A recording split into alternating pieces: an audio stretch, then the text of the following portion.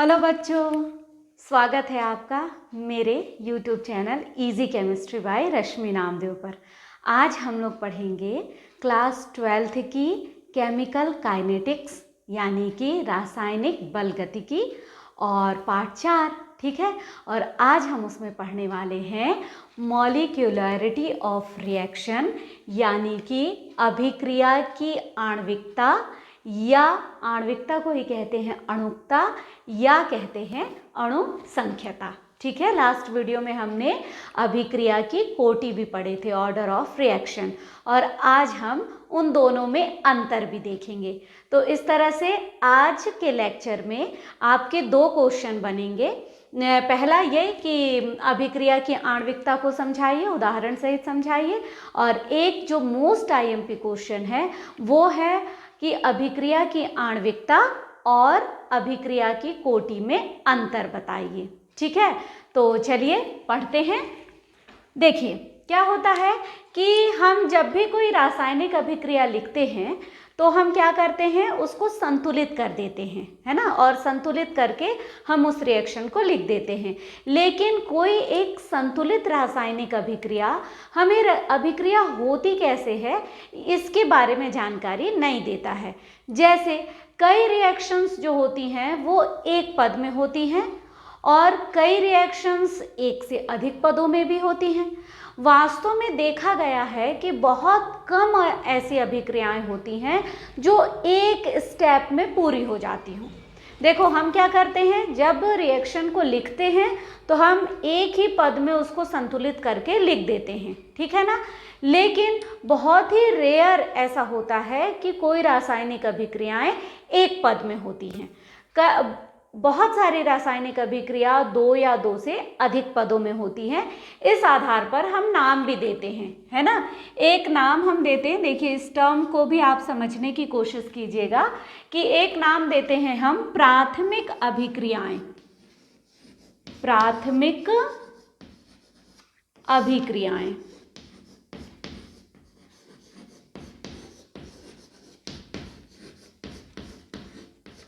प्राथमिक अभिक्रिया या एलिमेंट्री, है ना, या उसी को बोलते हैं एलिमेंट्री रिएक्शन।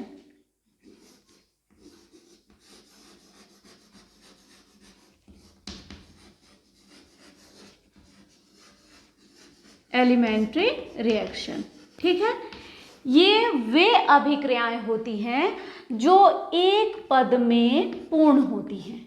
ये एक पद में पूर्ण होती हैं। देखो इसको ध्यान से देखना है ना, ये केवल एक ही पद में पूर्ण होने वाली रिएक्शन है, ठीक। इसको हम क्या कहते हैं, प्राथमिक अभिक्रियाएं। ये सारे वर्डिंग्स आपको आएंगे बाद में, इसलिए आप ध्यान रखिएगा। और दूसरा होता है जटिल अभिक्रियाएं। जटिल अभिक्रियाएं, ठीक है। जटिल अभिक्रियाएं वे अभिक्रियाएं होती हैं जो दो या दो से अधिक, है ना, अधिक पदों में पूर्ण होती हैं। यानी इसको हम बोल सकते हैं कॉम्प्लेक्स रिएक्शन।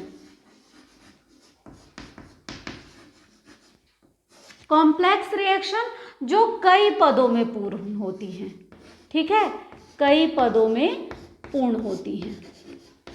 लिखते जाइए आप लोग इसको, फिर मैं क्योंकि मिटाते जाऊंगी तो आप देख लेना कि हम किस टर्म का उपयोग कर रहे हैं जो कि कई पदों में पूर्ण होती हैं, ठीक है। अब जाहिर सी बात है, जब कोई अभिक्रिया कई पदों में हो रही है, एक स्टेप में, फिर दूसरे स्टेप, फिर तीसरे स्टेप, ऐसे पूर्ण हो रही हैं, तो जब कई पदों में पूर्ण होती हैं तो कुछ जो स्टेप होते हैं, कई जो पद हैं उसमें से कुछ स्टेप जो होती हैं वो बहुत फास्ट होती हैं, यानी कि तीव्र गति से हो जाती हैं कुछ पद। और कुछ पद जो होती हैं, कुछ स्टेप होती हैं वो कैसी होती हैं, बहुत स्लो या धीमी गति से होती हैं, ठीक है ना। अब देखो दो या दो से अधिक पदों में हो रही हैं तो सारे पदों का स्पीड एक नहीं होता, कुछ का स्पीड जो है बहुत फास्ट होता है और कुछ पद जो होते हैं वो स्लो होते हैं, यानी धीमी गति से होते हैं। जो धीमी गति से होने वाला पद है उसी को हम वेग निर्धारक पद कहते हैं। निर्धारक पद, बिल्कुल ध्यान रखिएगा। ये जो मैंने 2-3 जितने भी, जैसे प्राथमिक अभिक्रियाएं किसे कहते हैं, जो एक पद में पूर्ण होती हैं। जटिल अभिक्रियाएं किसे कहते हैं, जो कई पदों में पूर्ण होती हैं। और जो जटिल पदों में जो कई सारी पद हैं उनमें से कुछ पद बहुत फास्ट होते हैं और कुछ पद जो हैं बहुत स्लो होते हैं। और जो सबसे स्लो पद होता है, सबसे धीमी गति से जो पद होता है, उसी को ही हम वेग निर्धारक पद या रेट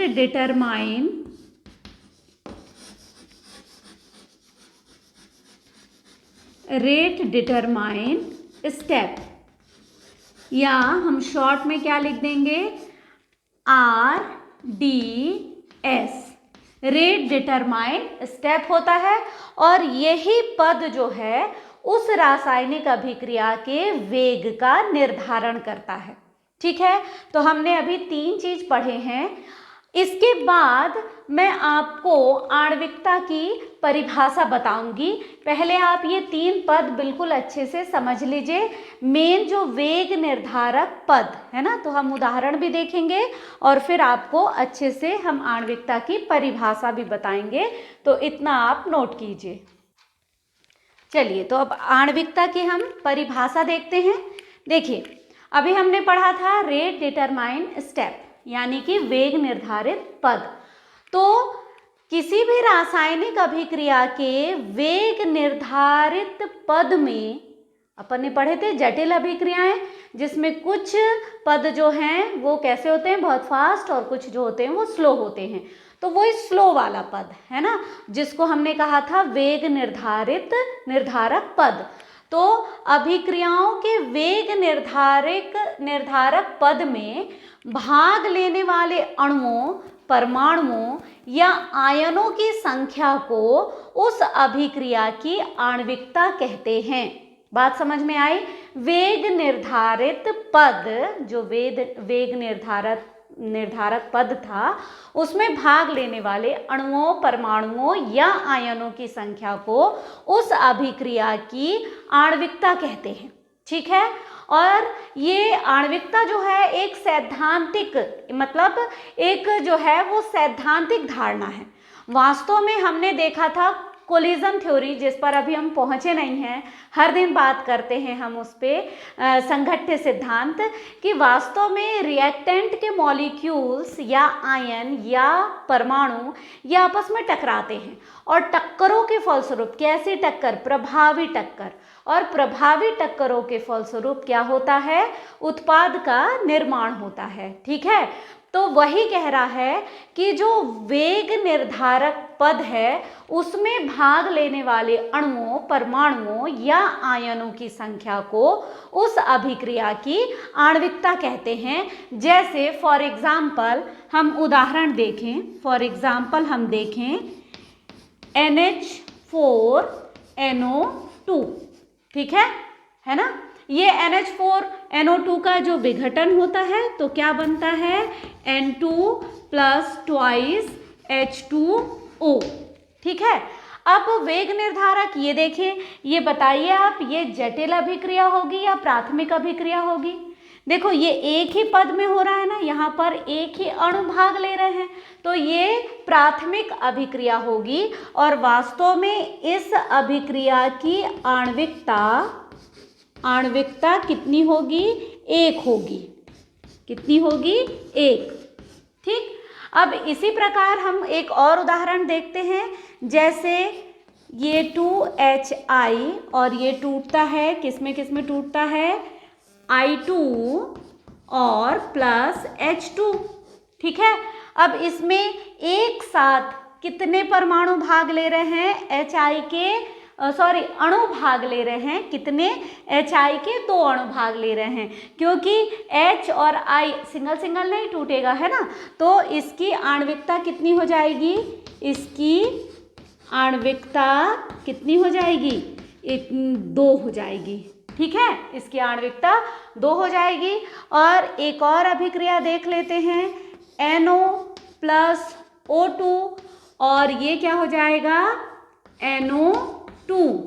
ठीक है, एक इसमें जुड़ गया तो हम बैलेंस कर देंगे तो ये 2। ठीक है, इसकी भी आणविकता कितनी हो जाएगी? अब देखिए एक साथ कितने अणु भाग ले रहे हैं? 2 और 1 3, इसलिए इसकी आणविकता कितनी हो जाएगी? 3। बात आ गई समझ में? यहाँ पर देखो कि जो अभिक्रिया है, पहली चीज की ये तो प्राथमिक अभिक्रियाएं हैं जो एक ही पद में पूर्ण हो रही हैं, तो ये एक अणु भाग ले रहा है ना, इसलिए इसकी आणविकता 1 हो जाएगी। यहाँ पर 2 अणु भाग ले रहे हैं, इसलिए इसकी आणविकता कितनी हो जाएगी? 2 हो जाएगी। यहाँ पर एक साथ 3 अणु भाग लिया, इसलिए इसकी आणविकता 3 हो जाएगी। देखिए अब हम उसके अभिक्रिया की कोटि भी देखते हैं, है ना। हाँ, हम अभिक्रिया की कोटि शॉर्ट में लिखा है मैंने, हम प्रत्येक के लिए अभिक्रिया की कोटि भी देखते हैं। देखिए जैसे ये पहले पद में यहाँ अभिक्रिया की कोटि हमने देखा था कि क्रियाकारकों के घातांकों, जो घातांकों का योग है वह उसकी अभिक्रिया की कोटि कहलाता है। इस पर जो है एक घातांक यानी 1 लगा है, इसलिए इसकी कोटि भी कितनी हो जाएगी? इस अभिक्रिया के लिए कोटि भी हो जाएगा 1। ठीक है, इस अभिक्रिया देखिए ये HI के यानी हम दर बराबर K और बड़े ब्रैकेट में HI और उसकी घात कितना लगाएंगे? 2, इसलिए इस अभिक्रिया की कोटि भी कितनी होगी? इस अभिक्रिया की कोटि भी 2 हो जाएगी। और यहाँ पर भी हम इसके ऊपर 2 और ये 1, यानी इस अभिक्रिया की कोटि कितनी हो जाएगी? 3 हो जाएगी। यानी हमें ये दिख रहा है कि ये तीनों उदाहरण में, 3 उदाहरण हमने लिया है, 3 उदाहरण में जितनी इस अभिक्रिया की आणविकता है उतनी ही अभिक्रिया की कोटि है। ठीक, लेकिन ये जो एलिमेंट्री रिएक्शन है उसमें तो संभव है, लेकिन जो जटिल अभिक्रियाएं होती हैं उनमें आणविकता और अभिक्रिया की कोटि 1 हो यह आवश्यक नहीं है। कई बार 1 हो भी सकती है यानी समान हो, और कई बार समान नहीं भी हो सकती है, तो उसको हम आगे देखेंगे, है ना। पहले हम देखते हैं कि इस रिएक्शन से, ये 3 हमने उदाहरण लिया है, इस रिएक्शन से हम आणविकता के बारे में क्या निष्कर्ष निकालेंगे। तो पहले मैं ऊपर मिटा देती हूँ, फिर अपन देखते हैं कि हम क्या क्या आणविकता के संबंध में हम क्या क्या और बातें कह सकते हैं। ठीक है, इन तीनों रिएक्शंस के आधार पर सबसे पहली चीज जो हम ये बोलेंगे कि देखिए, चूंकि आणविकता जो है, पहली चीज हमने देखा कि आणविकता कभी भी शून्य नहीं हो सकती, जबकि अभिक्रिया की कोटि हमने देखा था कि उसका मान 0 भी हो सकता है। लेकिन आणविकता जो है, आणविकता का मान कभी भी 0 नहीं हो सकता, 0 नहीं हो सकता। ठीक है ना। क्यों नहीं हो सकता? भाई कोई ना कोई अणु तो भाग लेगा ही ना। हाँ, तो ये आणविकता का मान जो है वो कभी भी 0 नहीं हो सकता, और यही कि ये एक सैद्धांतिक धारणा है। ठीक है ना, ये एक सैद्धांतिक धारणा है कि भाई जब कोई रासायनिक अभिक्रिया होगी तो कोई ना कोई अणु तो है वो भाग लेगा ही लेगा, और वो जितने अणु भाग ले रहे हैं वही उसकी आणविकता कहलाती है। तो इसका मान कभी भी क्या नहीं हो सकता? 0 नहीं हो सकता। और वास्तव में ये एक सैद्धांतिक धारणा ही है।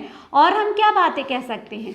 और हम बात ये कह सकते हैं कि जैसे अपन ने अभिक्रिया की कोटि देखी थी कि उसका मान भिन्न में यानी 2/3 भी आ रहा था, लेकिन इसका मान जो आणविकता का मान है वो कभी भी भिन्न संख्या नहीं हो सकती, है ना। भिन्न संख्या नहीं हो सकती है। हाँ, भिन्न संख्या कभी भी नहीं हो सकती है। ये हमेशा, चौथा हम देख लें तो ये हमेशा कैसा होगा, एक पूर्णांक संख्या में, पूर्णांक संख्या होगी।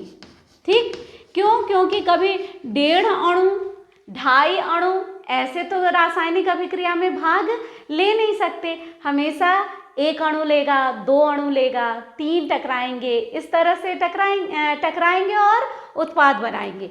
और एक जो और बात हम कह सकते हैं, 5वीं बात, ये यहाँ लिख देती हूँ मैं, 5th बात, कि अभिक्रिया की जो आणविकता है, आणविकता ये कभी भी 3 से अधिक नहीं हो सकती, 3 से अधिक नहीं हो सकता। अब 3 से अधिक क्यों नहीं हो सकता? देखिए भाई, अब टक्कर होनी चाहिए, प्रभावी टक्कर। अब अणु, परमाणु या आयन का आकार कितना छोटा है। अब ये समझिए कि एक साथ मतलब 6 अणु या 7 अणु, 10 अणु ऐसे तो टकरा नहीं सकते, खास तौर पे किस पे, रेट डिटरमाइनिंग स्टेप पे। तो आणविकता का मान कभी भी, आणविकता का मान 3 से अधिक नहीं होगा।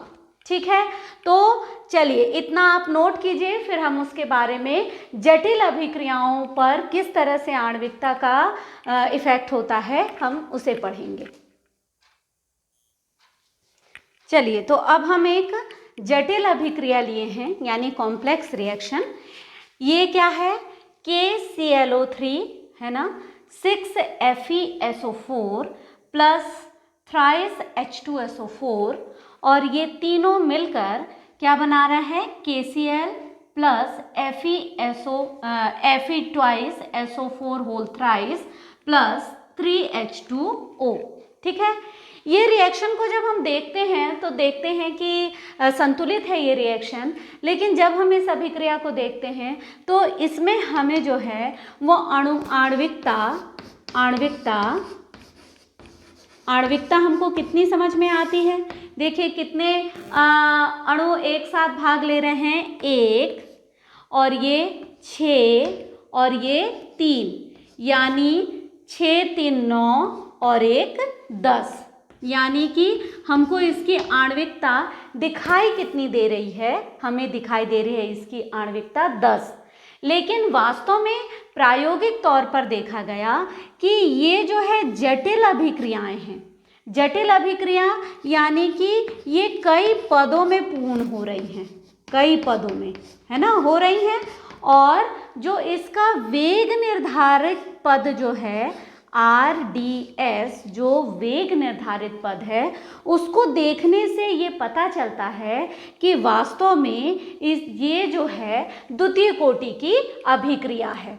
ठीक है, इसकी अभिक्रिया की कोटि कितनी होती है, इसकी अभिक्रिया की कोटि कितनी होती है, 2 होती है।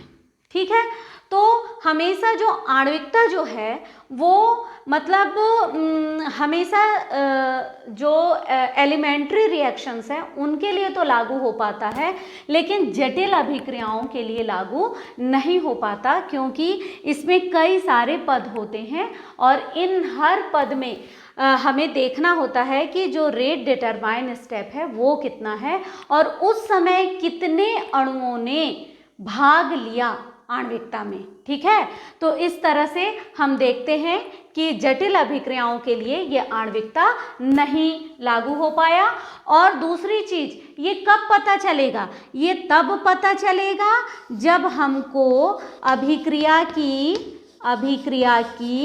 क्रियाविधि पता हो, है ना, अभिक्रिया की क्रियाविधि हमें मालूम हो, यानी कि जो अभिक्रिया की जो आणविकता है ये हमें क्रियाविधि के बारे में कोई जानकारी नहीं देता है, इससे हमें कोई जानकारी प्राप्त नहीं हो पाती। किसके आधार पर, आणविकता के आधार पर देता है।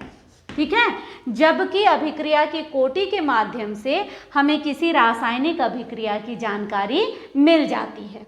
ठीक है, तो अब हम देखते हैं कि वास्तव में क्या है कि हम देखेंगे अब दोनों में अंतर।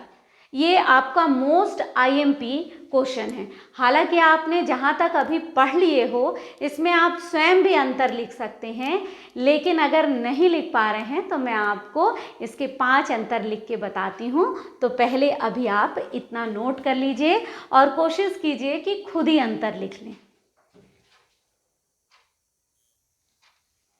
तो चलिए अब हम आणविकता और अभिक्रिया की कोटि में अंतर देख लेते हैं। देखो पढ़े हैं तो आपको तो अंतर बनता ही है, फिर भी ये मैंने पूरा लिख दी हूँ, आप स्क्रीनशॉट ले लीजिए, इसको पूरा नोट कर लीजिए। देखिए हम एक एक करके देखते हैं। यह एक सैद्धांतिक धारणा है। भाई सिद्धांत कहता है कि जब अणु परमाणु या आयन के टक्कर होंगे और टक्कर होंगे जब भी तो प्रोडक्ट बनेगा, और जाहिर सी बात है कि इसलिए ये एक सैद्धांतिक धारणा है। लेकिन अभिक्रिया की कोटि एक प्रायोगिक मात्रा है ना, क्योंकि हमने देखा था कि कई बार अभिक्रिया की कोटि शून्य भी होती है।